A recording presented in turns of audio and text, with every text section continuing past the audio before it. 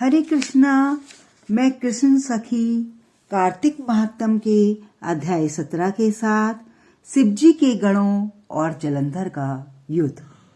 नारद जी राजा पृथु को कथा सुनाते हुए कहते हैं, जब दैत्यराज जलंधर ने राहु से कहा हुआ समाचार सुना तो वह क्रोध से पागल हो गया और करोड़ों राक्षसों के साथ कैलाश के लिए चल पड़ा। मार्ग में उसे शुक्र और राहु दिखाई पड़े। उसका मुकुट भूमि पर गिरा पड़ा था। वेग के कारण वह स्वयं भी गिरा गया। राक्षसों की सेना में सैकड़ों विमान थे। उनसे आकाश इस प्रकार भर गया जैसे वर्षा ऋतु में बादलों से भर जाता है। उसके प्रयत्न को देखकर इंद्रादि देवता छिपकर शिवजी के पास गए और प्रार्थना पूर्वक निवेदन करने लगे। देवताओं ने कहा, हे स्वामिन, हम बड़ी आपत्ति में फंसे हैं। हे प्रभु, कृपा आकर समुद्र के पुत्र जलंधर को मारकर हमारी रक्षा कीजिए। शिवजी ने हंसकर विष्णु भगवान को बुलाकर कहा, हे विष्णु, युद्ध में आपने जलंधर को क्यों नहीं मारा? उल्टे आप अपना बैकुंठ धाम छोड़कर उसके घर में जाकर बस गए। विष्णु भगवान ने उत्तर दिया, एक तो वह आपके अंश से उत्पन्न हुआ है, दूसरे वह लक्ष्मी का भाई है। इस कारण युद्ध में मैंने उसको नहीं मारा।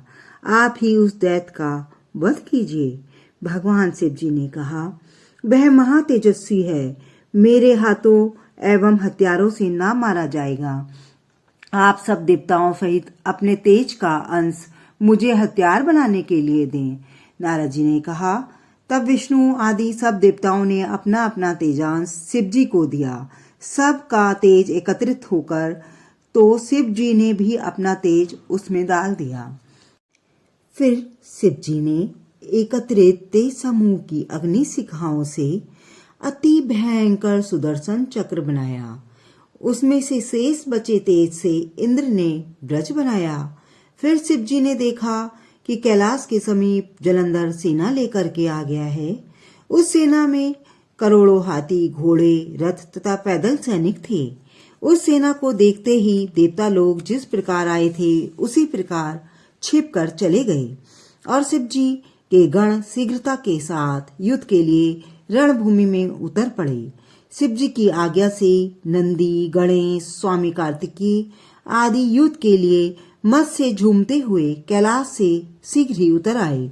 शिव जी और असुरों में शास्त्र अस्त्रों द्वारा परस्पर भयंकर युद्ध हुआ।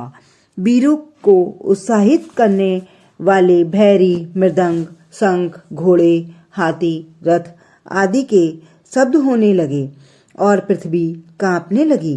हथियारों से आकाश ऐसा लगने लगा मानो उल्काओं ने उसे ढक लिया हो। शिवजी के गणों ने जिन राक्षसों को युद्ध में मार दिया, उन्हें शुक्राचार्य ने मत संजीवनी विद्या के बल से पुनः जीवित कर दिया।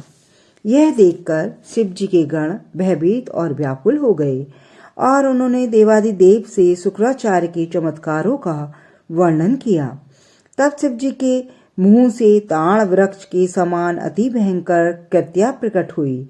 उसने युद्ध क्षेत्र में आकर बड़े बड़े राक्षसों को खा लिया और शुक्राचार्य को अपनी योनि में छिपाकर अंतर्ध्यान हो आकाश को चली गई। जब शिव गणों ने शुक्राचार्य को पकड़ा हुआ देखा तो वे युद्ध के नशे में झूमते हुए प्रसन्न होकर राक्षसों की सेना को मारने लगे।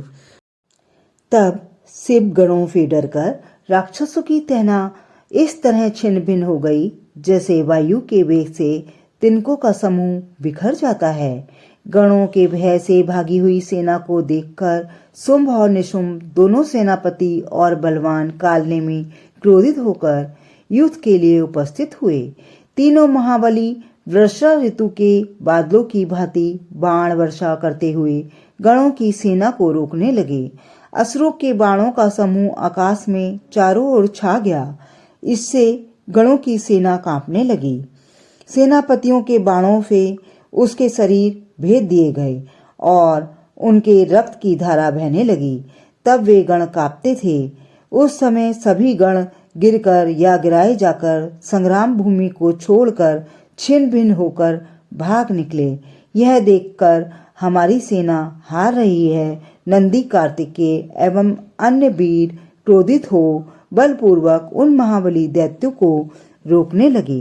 हरे कृष्णा कृष्ण कृष्ण हरे हरे, हरे राम राम राम हरे हरे। फिर मिलते हैं कार्तिक महात्म्य के 18वें अध्याय के साथ।